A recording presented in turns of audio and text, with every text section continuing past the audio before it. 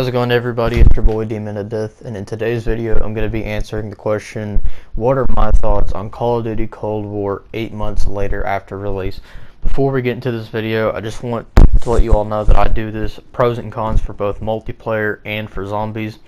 And I also want to preface this by saying I will not be making a Season 4 review, as I literally have like one day over an entire season. So without any further ado, let's go ahead and get into the cons about Call of Duty Cold War multiplayer.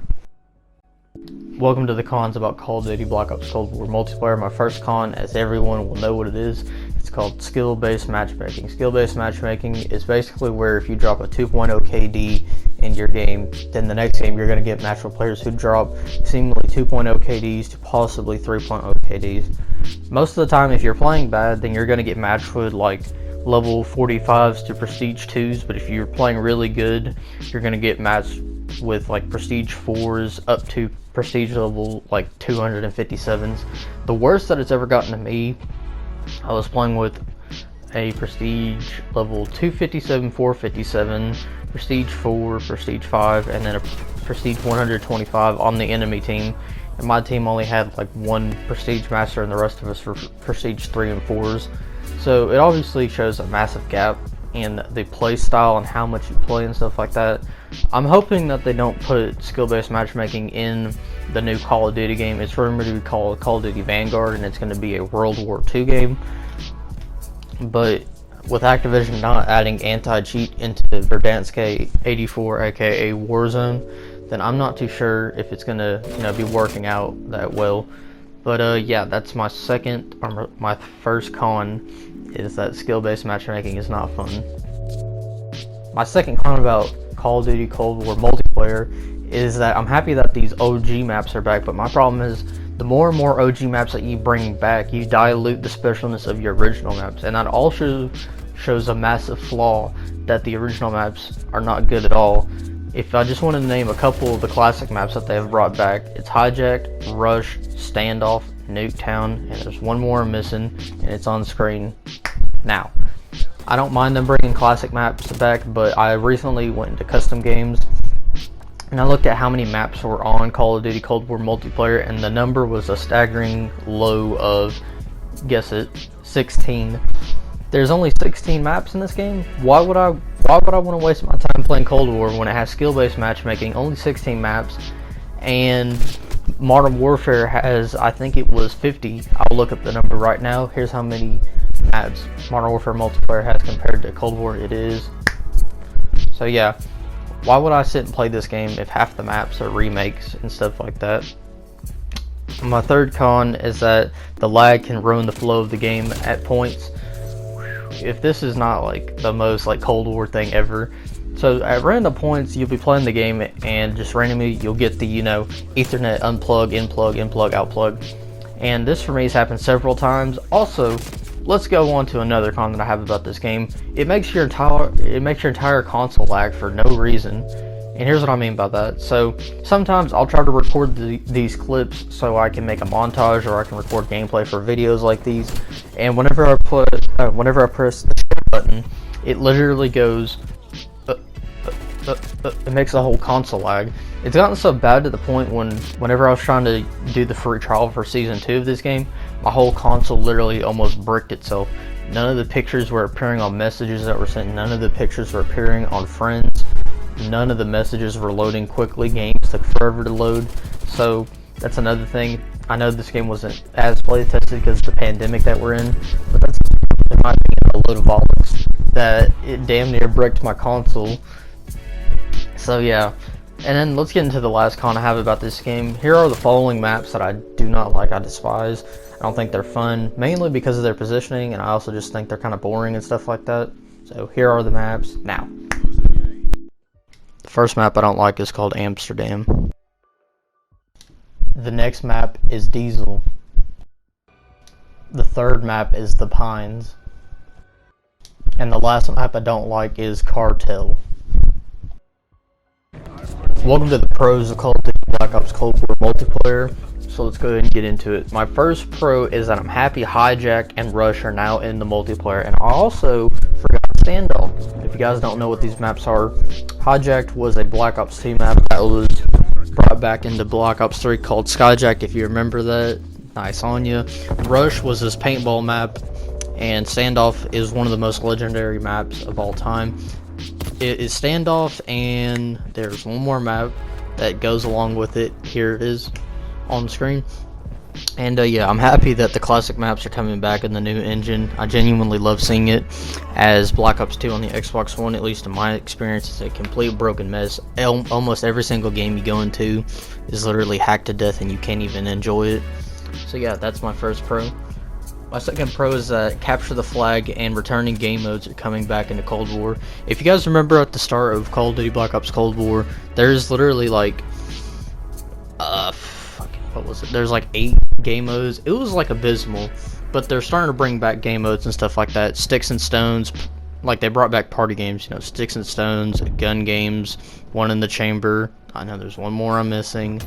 And they brought back Capture the Flag, and they have this new game mode called Paintball on Rush, where every single bullet you shoot is a paintball. But I'm happy that they're finally bringing game modes into this, instead of just, you know, your average team deathmatch, domination, kill confirm. Anyway, so sorry, I almost fell asleep because I'm sick and tired of playing those game modes. But yeah, I'm happy that they're bringing game modes back. The next pro that I have is that Cracked Mosh Pit is fun. If I'm not mistaken, Cranked was introduced in Call of Duty Ghost, but I could be wrong. Future Draven, here is where it first appeared. So there we go. My next pro is that I'm happy Standoff is here, and my last pro is that Yamantau is a great map. The map that you're currently watching is called Yamantau, and I think it's awesome. And yeah, let's go ahead and deviate off the pros and cons for my Cold War multiplayer for just a second, so I can tell you how I actually feel about the multiplayer. This multiplayer is a weird one for me. I think it's really fun whenever you're not being constantly bombarded with prestige level, you know, 500 people, and you're not facing people who only use the meta weapons.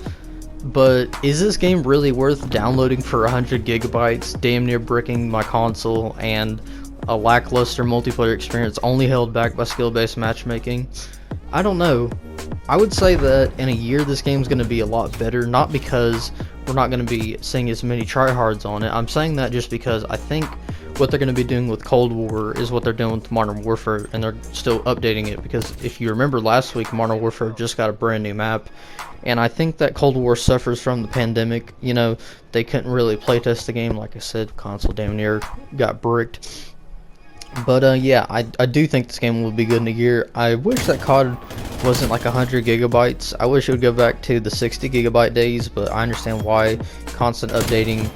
And another thing that I love about Cold War multiplayer, well, just the whole game in general, is that the battle pass system is here instead of paying for DLC.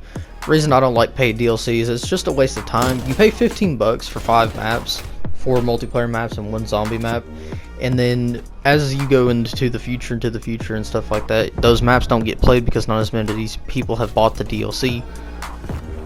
A good example is recently I tried to go back and play Modern Warfare 2 multiplayer, and I accidentally bought a multiplayer pack, and not only did it make searching for multiplayer maps harder, but the people that were able to join my lobby with those maps, I was like only able to get 4 or 5. So I genuinely appreciate them for continuing with the free DLC model and the battle pass system. And look, I'll be honest with you guys, I don't care at all about the rewards in the battle pass. I don't play games for custom. I don't play Cold War multiplayer for, you know, skins and stuff like that. I don't play them for emblems. I do play them for the watches and the double XP stuff, and I do play it for the weapon variants. But to each their own, and I appreciate it way more than just, hey man, you like the skin, get it in, you know, a loot crate like in the past couple CODs. And yeah, overall, I don't think that this multiplayer is god awful like Advanced Warfare, but I don't think it's going to be as legendary as Black Ops 2 or Modern Warfare 2. If you ask me to rank it right now, I would say this is like halfway down the list, with much more improvements. And if you took away skill-based matchmaking, I genuinely think that this could be one of the best CODs ever. But I don't see why I would play this over Modern Warfare, which has, you know, not better map design, but just like the way that Modern Warfare plays for me personally is just a lot tighter, it's a lot better, and there's more maps to play, there's more guns to use, also the reload animations, crispy clean. But yeah, enough about Cold War multiplayer. Let's go ahead and talk about Call of Duty Black Ops Cold War Zombies. Alright, so I've been dealing with technical problems. It literally keeps deleting this part of the video where I tell you guys that I made a separate zombies video just so this doesn't run to 20 minutes. So let's go ahead and get into my final thoughts about Call of Duty Black Ops Cold War multiplayer. My overall thoughts is that because of skill-based matchmaking, it's not going to be remembered as one of the best multiplayers, but in my opinion, I think it's a great multiplayer if you can look past its shortcomings. And I would overall recommend playing this, not only because it's currently still in its lifestyle, but because they keep bringing back the OG maps like, you know, Rush, Hijack, Standoff, that it's kind of maybe teasing at a Black Ops 2 remaster, but I could be completely wrong. And if they do a remaster, it's most likely going to be like, you know, Modern Warfare 2 campaign remaster. But anyway, so overall, I do like Call of Duty Black Ops Cold War multiplayer. I don't think it's as good as Modern Warfare 2019.